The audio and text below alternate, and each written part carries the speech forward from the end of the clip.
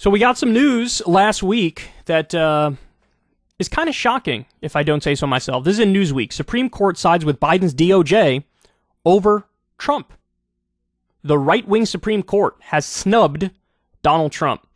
The U.S. Supreme Court on Thursday sided with the U.S. Department of Justice by denying a request from former President Donald Trump to allow a special master to review the classified documents that were seized from his Mar-a-Lago estate in August. Trump had asked the court to repeal a recent ruling by the 11th U.S. Circuit Court of Appeals that banned the special master from reviewing around 100 documents labeled classified that were among the 11,000 documents seized from his Florida home, CNN reported. So Trump is trying to throw a wrench into the investigation.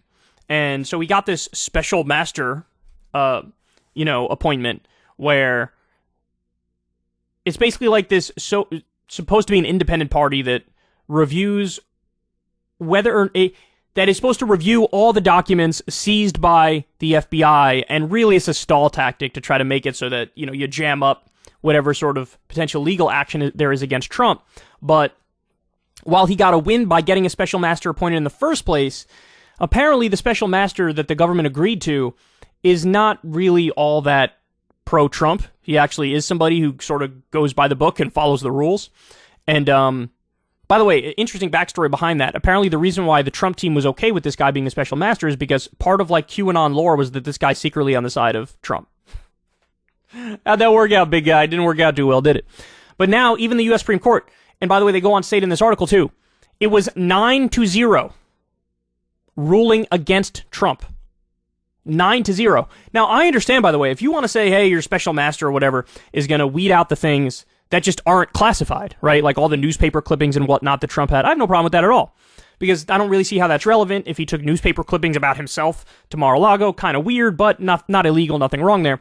But in terms of the actual, classified stuff and top secret stuff, and the stuff that's so top secret that it's the top secret of the top secret, well, that, yeah, I mean, the special master doesn't have clearance. They have no right to view that stuff. And again, Trump is just trying to stall. Well, apparently the Supreme Court is saying, yeah, you're just trying to stall, and they ruled against Trump.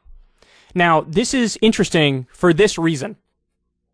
What Trump has realized is that his narrative can only take him so far. Yes, in the court of public opinion with his base, they're always going to suck him off and they're always going to agree with him. But fundamentally, many people in the court system, even appointed by Trump, they're not willing to go down that path with him. The path of, obvious illegality.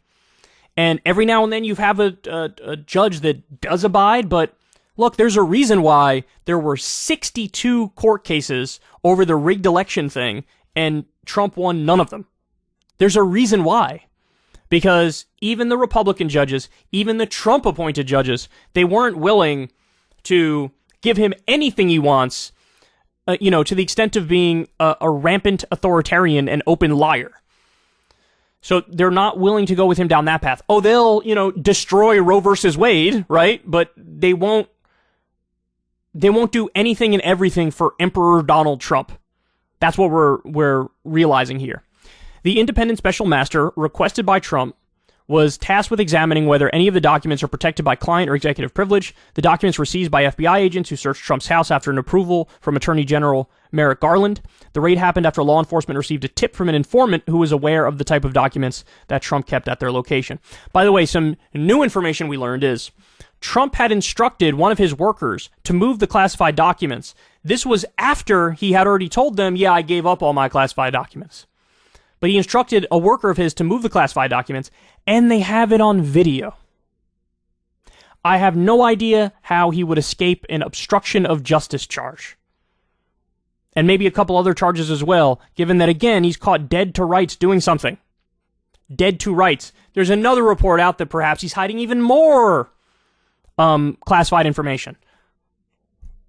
Look, I don't know how he gets away with this stuff, man. I don't know. I understand the whole, don't make him a martyr and rile up the right wing and blah, blah, blah. But does law matter or does it not matter? In the same way, I wanted Hillary Clinton to go down for what she did, because she did commit crimes, and Comey admitted that, but he said, we're just not going to charge her. I wanted Hillary to go down for it. I wanted George W. Bush and Dick Cheney to go down for their fucking war crimes and their torture. I wanted the Wall Street bankers to go down for their fraud. I want him to go down too. This is 100 different crimes he's committed.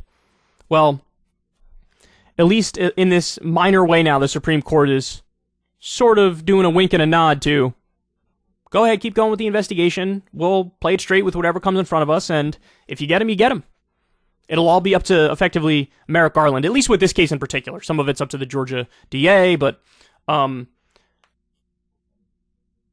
let's see if Merrick Garland has the balls to actually knock him on the 412 crimes he committed. Ever since Adpocalypse, when YouTube defunded all independent news and politics overnight, we haven't trusted them. We know they can pull the rug out from underneath us at any time. If you enjoy this content, please consider tipping $1 or $2 per month on the Secular Talk Patreon. Link in the video description box below. Thanks for your support.